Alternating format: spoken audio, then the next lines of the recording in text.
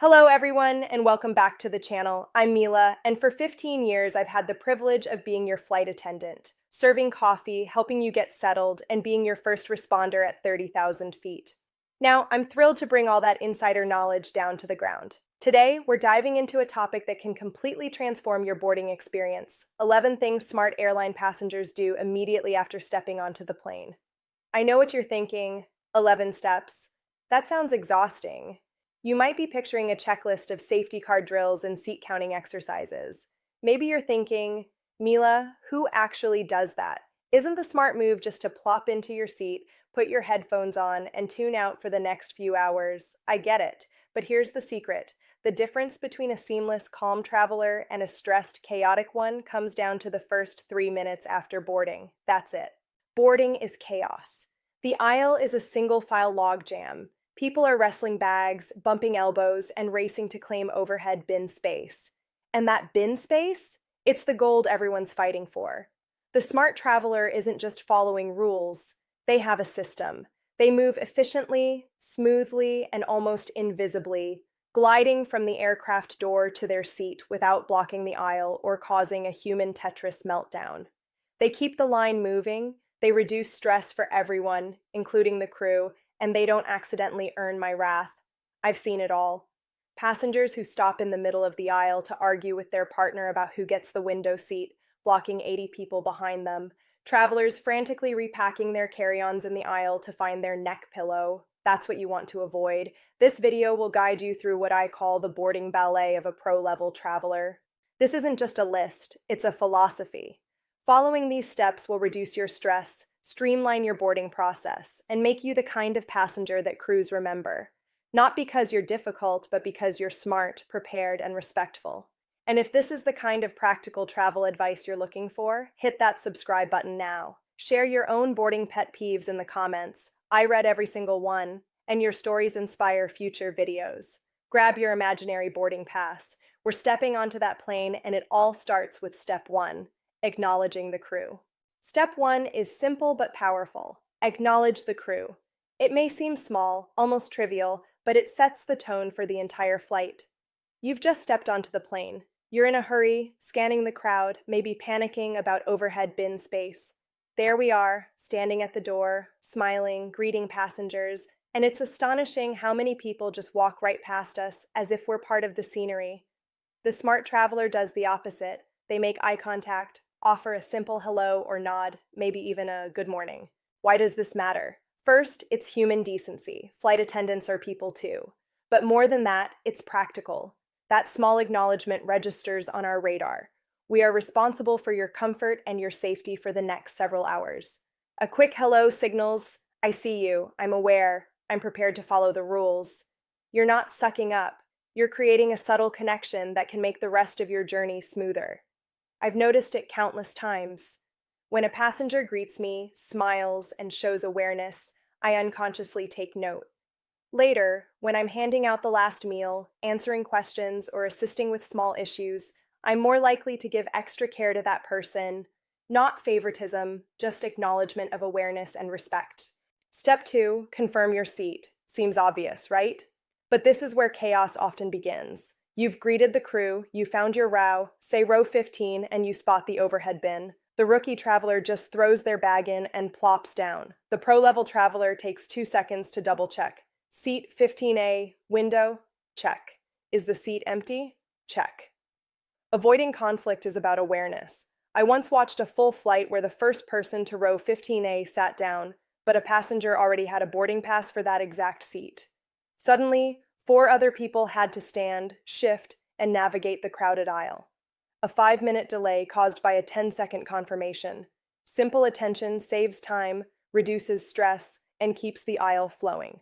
Step 3 is the stow and go. This is where most boarding aisle clogging happens. The overhead bin is prime real estate. Smart passengers get to their row, lift their roller bag, and place it in the bin correctly, either wheels first or flat on its side. They don't stop mid-aisle, they don't repack, they don't block traffic. Here's a pro tip. Place your bag across the aisle from your row. Why? It keeps the aisle clear while allowing you to grab it easily during deplaning. And small bags? Never put them in a full overhead bin. Under the seat in front of you is their home. Roller bags belong overhead. Misplacing items creates chaos for everyone else, and for you. Step 4. The tuck and pull. This is the art of preparing your personal space before you sit. The rookie traveler plops down, buckles, and then scrambles for headphones, water, medication, or a book. The smart traveler, while still standing, stows the roller bag, pulls out essentials into their lap or a small pouch, and places smaller items under the seat in front of them. Done. They will not get up again unnecessarily. This minimizes disruptions, keeps the aisle flowing, and ensures their essentials are accessible immediately. Step 5. The aisle dip. This one is about courtesy. The smart traveler, once their row is set, fully steps into the window or middle seat area, moving entirely out of the aisle. They organize their items and prepare for takeoff without blocking traffic. The aisle is a highway, not a parking lot. The instant you remove yourself from the main path, you respect your fellow passengers, reduce stress, and make boarding efficient for everyone. Step 6. The sanity wipe down. Modern airplanes are clean, but not perfect. Turnarounds are tight, 30 to 40 minutes on domestic flights. Crews clean trash and do quick spot checks, not deep disinfecting. Smart passengers immediately wipe their tray table, armrests, seatbelt buckle, and screen. 30 seconds for peace of mind, minimizing exposure to germs and taking control of your space. Step 7. The air vent assessment. Open it. Many think turning it off avoids recycled air. Wrong. Airplanes have hospital-grade HEPA filters. Your vent becomes a personal climate control, a cone of fresh airflow protecting you from odors, heat, and airborne particles. Step 8 is the safety card scan. Yes, you heard that right. The smart traveler doesn't sit there ignoring it or pretending it's a chore. They engage with it, but they don't read every word. Instead, they perform a quick, deliberate scan. They touch the card in the seatback pocket, notice the exits, and count the rows. Why? It's about situational awareness. If you're in seat 22A, you immediately know your closest exit is 6 rows behind you. That matters because the vast majority of incidents occur during the first 3 minutes after takeoff or the last 8 minutes before landing. In a rare, critical situation, being mentally prepared for where the exits are can save precious seconds and potentially lives. This is a small 5-second act that separates passengers who are reactive from passengers who are proactive. Step 9. The seatback pocket check. Before you place your book, tablet, or personal items inside, do a quick visual inspection. Why? 2 reasons. First, the gross out factor. You never know what previous passengers have left behind. Wads of gum, dirty tissues, even half-eaten food. No one wants to reach in and find someone else's mess. Second, the mental organization factor. The smart traveler checks it on the way in and will do the same on the way out, reducing the chance of leaving personal belongings behind. This simple habit saves time, frustration, and a potential panicked chase across the terminal later. Step 10 is the tech check. You've stowed your bags, wiped down your seat area, and settled in. Now is the time to ensure your technology is functioning correctly. Plug in your headphones, test the seatback entertainment system, and connect your charging cable. Why now? Because discovering an issue during the flight means it's too late to fix it. You might have to wait for a crew member to troubleshoot mid-flight, which could be stressful or impossible depending on the aircraft. By checking immediately, you identify problems when solutions are still available, such as swapping seats before takeoff or requesting assistance at the gate. It's proactive problem solving. Finally, step 11, the water bottle unshathing. You've prepared everything else, but hydration is the critical final piece. Most flights don't provide immediate beverage service. You may not see a flight attendant until well after takeoff, and in the meantime, the dry cabin air is actively dehydrating you. The smart traveler fills a water bottle in the terminal and places it within easy reach, such as the seatback pocket or your lap. This small action ensures you stay hydrated, reducing fatigue, headaches, and the risk of dizziness caused by cabin dryness. When I come by with drinks, the well-prepared traveler can accept a beverage without desperation. They are self-sufficient, confident, and in control. When you put all these steps together, you see the pattern. It's about efficiency, awareness, and respect. Hello to the crew, confirm your seat, stow bags correctly, prep your essentials, step out of the aisle, wipe your space, adjust airflow, scan the safety card, check the seat back, test tech, and hydrate. What seems like 11 separate tasks is actually one fluid motion. A professional traveler accomplishes all of these in about 90 seconds. From entering the aircraft to being fully settled, calm, and ready, they've mastered a choreography that minimizes stress for themselves, the crew, and fellow passengers. This is not about being fussy or overthinking. It's about creating control in an environment designed for chaos. Every choice, every small action compounds into a smoother flight experience. You are no longer just a passenger. You are a prepared, competent traveler. You're set up to handle surprises, maximize comfort, and stay healthy throughout your journey. Now that you've mastered the boarding dance, let's talk about what comes next: settling in and managing your personal space throughout the flight. Step 12, if you will, though it's part of the overall routine, is about taking command of your immediate environment. Once you're seated, your job isn't done. The smart traveler recognizes that the next several hours will test patience, comfort, and focus. And the difference between a stressful flight and a calm one often comes down to preparation in these first few minutes. Start with your personal nesting strategy. You've stowed your bags, performed the tuck and pull, done the aisle dip, and ensured your seatback area is clean. Now, pull out the essentials from your go pouch: headphones, tablet, book, medications, snacks, and water. Organize them in your lap or under the seat in front of you. This simple act keeps you from constantly getting up, digging through overhead bins, or disturbing neighbors mid-flight. It's also an efficiency move.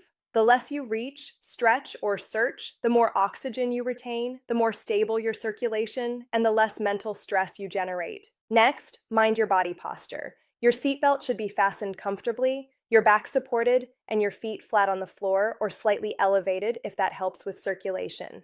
Don't slump forward. Don't cross your legs tightly. Every adjustment you make in these first minutes sets the tone for your body's response to altitude, immobility, and cabin pressure. A minor tweak now prevents fatigue, cramping, and potential circulation issues later. And for senior travelers especially, this is a preventative measure against the dreaded deep vein thrombosis. Your second heart, your calf muscles, depends on small but consistent movements. Then there's in-flight mental preparation. The smart traveler mentally reviews their flight plan: how long until the beverage service, when meals will be served, any layovers, and the order of priority for what they might need. This is situational awareness applied at a micro level. When the unexpected happens, a delay, turbulence, or a neighbor struggling with a bag, the prepared traveler doesn't panic. They are mentally ahead of the curve because they know the flow of the flight and their own needs within it. Step 13 is hydration vigilance. You've already placed your water bottle in reach, but it's not just about drinking once. Set a rhythm, small sips every 20 to 30 minutes. The cabin air is dry, your body is working harder to compensate for low oxygen, and hydration affects everything from cognitive sharpness to heart rate stability. Over time, the smart traveler develops a subconscious habit: sip, adjust posture, and check your essentials. The cumulative effect keeps your body functioning closer to its baseline than the average passenger. Finally, consider temperature control and personal airflow. Open your personal vent, the little punka above your head. Aim it slightly forward. It isn't about creating a cold draft, it's about personal climate management. This helps disperse stale air, prevents overheating, and creates a small protective bubble against germs. A smart passenger knows this airflow is a subtle tool to maintain comfort and wellness without disturbing others. By the time you've completed these steps, nesting your essentials, adjusting posture, preparing mentally, hydrating and optimizing airflow, you've transformed the passive act of sitting into an active, controlled routine. These moves may seem small individually, but together they constitute a flight survival system. You're no longer at the mercy of the cabin's discomforts or the randomness of fellow passengers. You are prepared, efficient, and ready for whatever the flight brings. And remember, all of this is before takeoff. The first 15 minutes of your flight set the tone for the entire journey. The smart traveler leverages this time to establish control over both body and environment, creating a smooth, stress-minimized experience. By the time the engines roar and the wheels leave the tarmac, you've already won half the battle. Now that you've settled into your seat and established control over your space, it's time to focus on the essentials that keep you healthy, safe, and comfortable throughout the flight. Step 14. In your boarding ballet is circulation and movement. Even with the magic socks on, sitting still for hours can be risky. The smart traveler knows that regular micro movements are crucial. You don't need to march up and down the aisle every 5 minutes, but small exercises like ankle rotations, calf flexes, or subtle leg lifts every 30 minutes activate your muscles and keep blood flowing. Think of it as keeping your second heart pumping. Your calves help prevent clots, stiffness, and fatigue. Step 15 is strategic restroom breaks. Timing is everything. Don't wait until the aisle is packed and the seatbelt sign is on. Use opportunities when the cabin is calm, the seatbelt sign is off, and fewer passengers are trying to move. This minimizes stress for you and keeps the flow of the cabin smooth for everyone. Next, medication and personal care management. Your Go pouch isn't just for convenience, it's a lifeline. Keep your medications, inhalers, or any critical items easily accessible. Don't tuck them away in the overhead bin where you'll have to block the aisle to reach them. Check your medications at the start of the flight. Confirm you have everything you need and that your doses are ready. This prevents panic or last-minute scrambling, especially on long flights or when crossing multiple time zones. Step 16 is mental pacing and relaxation. The cabin environment is high stimulus. Engine noise, announcements, seat vibrations, and fellow passengers. The smart traveler consciously sets a rhythm. Breathe, hydrate, and organize small tasks. Reading, listening to calming music, or even meditative exercises can reduce stress hormones, keeping your heart rate steady and your mind clear. A calm mind supports a calm body, which is essential at high altitudes. Finally, step 17 is hydration reinforcement. Even if you've preloaded and brought a water bottle, continue sipping consistently throughout the flight. Combine it with a strategic limit on diuretics like coffee or alcohol. Every ounce counts. Your circulation, cognition, and overall comfort depend on staying hydrated in the low humidity, low oxygen environment. By combining these strategies, micro movements, timed restroom breaks, medication readiness, mental pacing, and hydration, you maintain a proactive stance against the high-altitude stressors that disproportionately affect senior travelers. You're not just a passenger. You're in command of your body, your space, and your flight experience. This approach transforms hours of sitting into a controlled, safe, and comfortable journey, so you arrive at your destination ready to enjoy it, not exhausted. The final step in your boarding mastery is all about preparing for takeoff and staying in control throughout the flight. Step 18 is the hydration deployment, what I like to call the water bottle unshathing. You've brought your own water from the terminal, and now it goes in the seat back pocket or right in your lap. Why? Because hydration is the single most important factor for comfort and cognitive clarity at altitude. The beverage service isn't immediate, and even on shorter flights, that dry recycled air will start pulling moisture from your body the instant the wheels lift off. Being proactive ensures you don't become another frustrated passenger pressing the call button mid-flight for a sip. Step 19 is the final check of your personal tech and entertainment. Plug in your headphones, charge your devices, and confirm everything works before takeoff. There's nothing worse than discovering a cracked screen or dead outlet 3 hours into a flight. The smart traveler identifies potential problems early when they can still be resolved. This is about foresight, not paranoia. Step 20 is establishing your personal comfort zone. Adjust your airflow vent, the punka, to create a small shield of fresh, clean air. Open it slightly to circulate air around your face, reducing stuffiness and minimizing exposure to airborne particles. Combine this with adjusting your seat for maximum comfort, keeping your essentials close and making minor posture corrections. It's small, but it prevents fatigue, stiffness, and discomfort on even a 6-hour flight. Step 21 is about mental mapping. Take one last glance at your safety card and locate the nearest exits. Count the rows. This isn't overthinking, it's situational awareness. In the unlikely event of an emergency, you'll know exactly where to go without hesitation. Finally, step 22 is settling into a rhythm. You've acknowledged the crew, confirmed your seat, stowed your bags efficiently, wiped down your area, opened your vent, checked your safety awareness, verified your tech, and hydrated. You are in control. The smart passenger doesn't just react, they anticipate, prepare, and adapt. By following this system, you minimize stress, maximize comfort, and make your journey safer, smoother, and more enjoyable. Flying is often seen as chaotic and exhausting, especially for those over 70, but it doesn't have to be. With these strategies, you transform the boarding and in-flight experience into a seamless, almost effortless routine. You remain energized, alert, and comfortable, turning every flight into a smooth, controlled journey. Remember, the difference between a stressed traveler and a confident one is all in the preparation and the small, thoughtful actions you take immediately after boarding. With these 11 plus additional steps, you now have the ultimate boarding playbook. You're not just a passenger, you're a pro, fully equipped to handle anything the flight throws at you. Fly smart, stay hydrated, move often, and always keep your essentials at hand. Your journey begins the moment you step onto the plane, and with this system, it's one you control completely.